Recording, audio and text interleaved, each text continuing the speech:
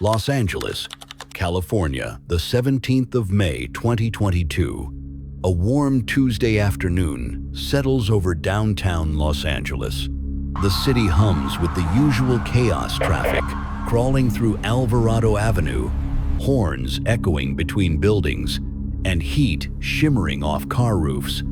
At approximately 1:15 p.m., members of the Operation West Bureau Surveillance Task Force are in position. Their target, 43-year-old Jaime Vendivel, a known assault with a deadly weapon suspect, also wanted on a fugitive warrant by the U.S. Marshal Service. Vendivel's reputation precedes him a history of violent encounters, evasion, and illegal firearms. Today's mission: quietly track him, confirm his location, and coordinate a safe arrest with local patrol units. Inside an unmarked vehicle, 2 task force officers monitor a black sedan parked along the curb of Temple Street. Visual on the target, one whispers into the radio, "Copy. Olympic Division patrol units stand by for a traffic stop," dispatch replies. The plan is routine: a soft vehicle stop quick, controlled by the book. But in Los Angeles, even the most routine moments can spiral in seconds. As the patrol units close in, lights flashing, the sedan's brake lights flare and then vanish. Vendivel accelerates hard, tires screeching across the asphalt. Suspect taking off, westbound Temple refusing to stop. In an instant, the quiet surveillance op becomes a live pursuit. Vendivel's black sedan weaves recklessly through midday traffic. Dashcams capture him darting between lanes, ignoring red lights. Speeds about 60, suspect refusing to yield. An officer radios, sirens wailing behind him. Seconds later, impact. Vendivel's car slams into an unrelated vehicle at the intersection of Alvarado and Temple, crumpling the front end. Smoke billows from the hood. The engine dies with a hiss. Body cam footage shows officers exiting their units, weapons drawn, approaching from cover. "Show me your hands." Out of the car, the driver's door bursts open. Vendivel stumbles out, a firearm glinting in his right hand. Gun. He's got a gun. The suspect pivots toward a nearby SUV idling at the intersection. The driver, terrified, throws up his hands as Vendivel rushes forward, shouting, "Out! Get out of the car!" He yanks the door open, dragging the man from the vehicle. Within seconds, Vendivel slides into the driver's seat of the carjacked vehicle, slams the gear shift, and floors it, tires shrieking as he speeds away again. Suspect just carjacked a vehicle, armed. Multiple units scramble to pursue. Radio chatter overlaps, requesting air support. Notify Metro. The stolen vehicle races down 3rd Street, clipping mirrors and sideswiping cars as pedestrians scatter. Sirens echo off every surface. From the air, LAPD's Air Support Division tracks the unfolding chaos, a helicopter circling above, relaying position updates to ground units. Suspect traveling eastbound 3rd, and Bonnie-Bray speeds 55, erratic driving, gun possibly still in hand. Below, dashcam footage shows the stolen SUV running another red light, and then, again, the unmistakable sound of impact. Vendivel slams headfirst into another car near 3rd Street and Union Avenue. Both vehicles skid to a stop in a spray of metal and debris. The airbag bursts open in his face, but even dazed, Vendivel refuses to surrender. He shoves the door open, stumbling out into the street still armed, weapon dangling loosely from his grip. Officers rush in, taking positions behind vehicles, shouting commands over the noise of sirens and engines. Drop the gun. Drop it now. Vendivel staggers sideways, disoriented, but alert enough to lift his arm. For a split second, he appears to aim. Gunfire erupts. Several rounds crack through the air, sharp, echoing, controlled bursts. Vendivel jerks back, drops low, and bolts. Amazingly, he isn't hit.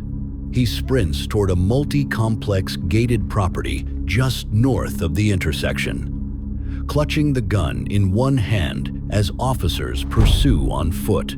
Foot pursuit, armed suspect, moving northbound into private property. Body cam footage captures the tension, heavy breathing, gates rattling, commands shouted through chain link fencing. Lapped, put the gun down.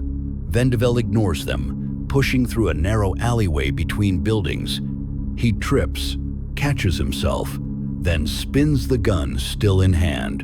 Another volley of gunfire follows a second officer-involved shooting. Bullets strike concrete, splintering chunks off the wall behind him. This time, the suspect hesitates, the adrenaline fading, the reality of the situation sinking in. He drops to one knee, the weapon clattering to the ground. He's down, move in slow. Officers swarm, securing his hands, pulling him flat against the pavement. No new wounds, just minor abrasions from the crash. Suspect in custody. An officer radios, breathless. A loaded semi-automatic handgun lies beside him, magazine full, safety off. It's immediately photographed, unloaded, and bagged as evidence. Paramedics arrive shortly after, assessing Vendivel's condition. He complains of pain to his upper torso, likely from the airbag and crash impact. He's handcuffed, lifted to a stretcher, and transported under guard to a local hospital. No officers injured, no bystanders struck. A miracle in a city where so many of these moments end differently. By early evening, the scene around 3rd and Union is a maze of flashing lights and investigators.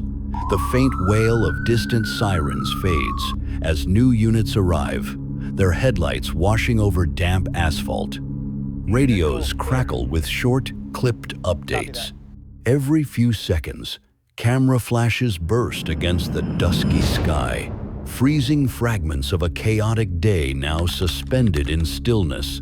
Detectives from LAPD's Force Investigation Division, along with representatives from the U.S. Marshal Service, begin reconstructing the day's events piece by piece. They move slowly, marking distances, taking photos, collecting shell casings one at a time. It's the quiet part of a violent story, the part that always comes after.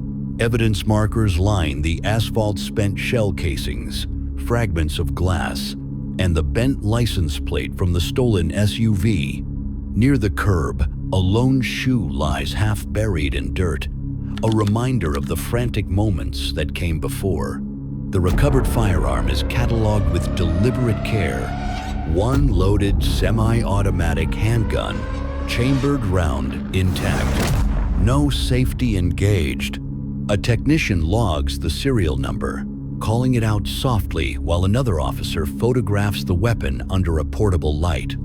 The smell of gunpowder still lingers in the cooling air. In the initial review, supervisors note the sequence of escalation, handwritten on a clipboard under a streetlight.